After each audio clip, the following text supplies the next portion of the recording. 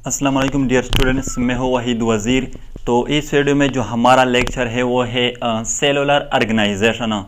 तो याद रखिए, जितने भी लिविंग ऑर्गेनिज्म होती है इसकी जो बॉडी होती है वो सेल से बनी होती है। बाज़ जो है वो सिंगल सेल से बने होते हैं और बाज़ जो है वो lots of number of cell से बने होते हैं, यानी कि एक से ज़्यादा नंबर ऑफ सेल से बने होते हैं। तो यहाँ पर सेलुलर ऑर्गेनाइजेशन के बेस पर there are 3 type of organisation. First one जो है वो है सेलुलर ऑर्गेनाइजेशन, सेकंड वन जो है वो है कॉलोनियल ऑर्गेनाइजेशन और थर्ड वन जो है वो है मल्टी सेलुलर ऑर्गेनाइजेशन। तो सबसे पहले हम बात करते हैं यूनिसेलुलर ऑर्गेनाइजेशन। तो याद रखें, यूनि का मतलब है वन। तो इस ऑर्गेनाइजेशन में जो ऑर्गेनिज्म होगा उसकी जो बॉडी होगी वो सिंगल सेल पर मुश्तमिल होगी, सिंगल सेल पर। तो इसको फिर हम कहते हैं यूनिसेलुलर ऑर्गेनाइजेशन और ऑर्गेनिज्म को फिर कहते हैं यूनिसेलुलर ऑर्गेनिज्म। तो यहाँ पर यह भी याद रखें, जितने भी इस ऑर्गेनिज्म में जितने भी एक्टिविटीज़ है लाइफ के, वो सब के सब इस सिंगल सेल में ही प्रोसीड होंगे। फॉर एग्जांपल डाइजेशन है, रिस्पायरेशन है, एक्सक्रीशन है।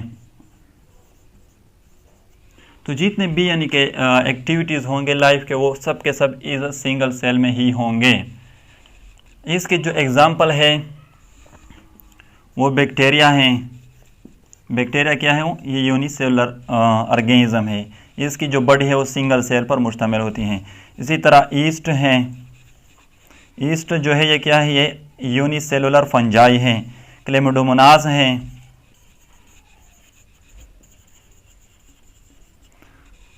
यूग्लिना है एंड अमेबा। ये सब के सब क्या है? ये सब के सब यूनिसेलुलर ऑर्गेनिज्म है। और ये भी याद रखें, ये जो यूनिसेलुलर ऑर्गेनिज्म होते हैं ये इंडिपेंडेंटली रह सकते हैं। सेकंड वन जो है वो है कॉलोनियल ऑर्गेनाइजेशन। अब यहाँ पर कॉलोनियल ऑर्गेनाइजेशन की जो बेस्ट एग्जांपल इसने दी है वो वॉलवॉक्स हैं।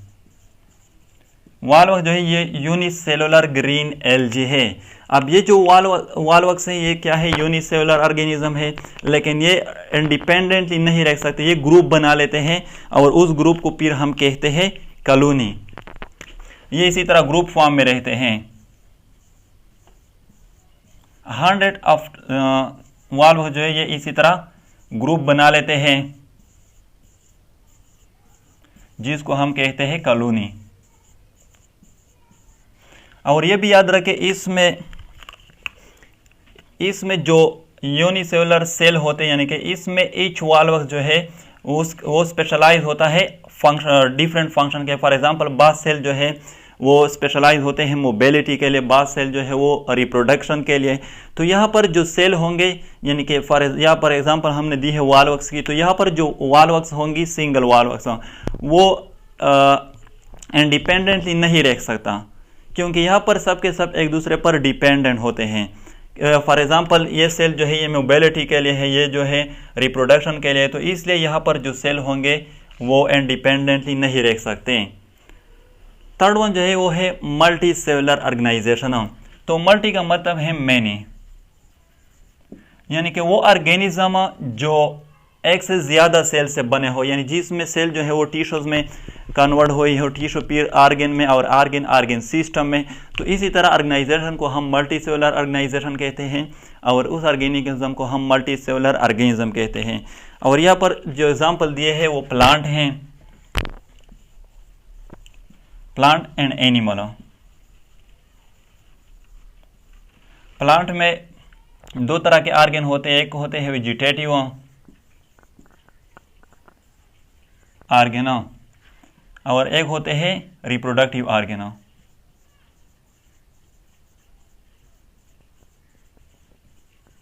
वेजिटेटिव आर्गन वो आर्गन होते हैं जो प्लांट की रिप्रोडक्शन में हिस्सा नहीं लेते।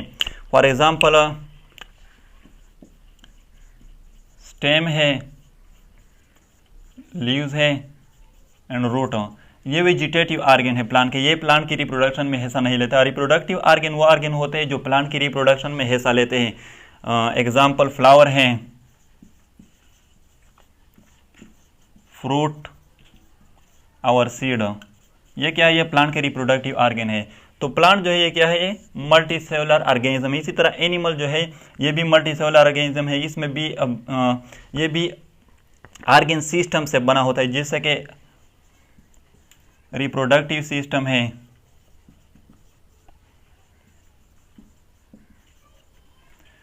रिस्पायरेटरी सिस्टम है,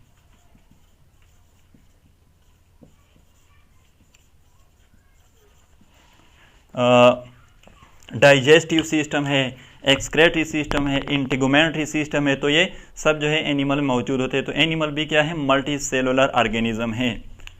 तो डियर स्टूडेंट्स, ये थी सेलुलर ऑर्गेनाइजेशन। अगर वीडियो अच्छी लगे तो लाइक भी करें, कमेंट भी करें। अगर अभी तक चैनल को सब्सक्राइब नहीं किया है तो चैनल को भी सब्सक्राइब करें। थैंक यू एंड खुदा हाफिज़।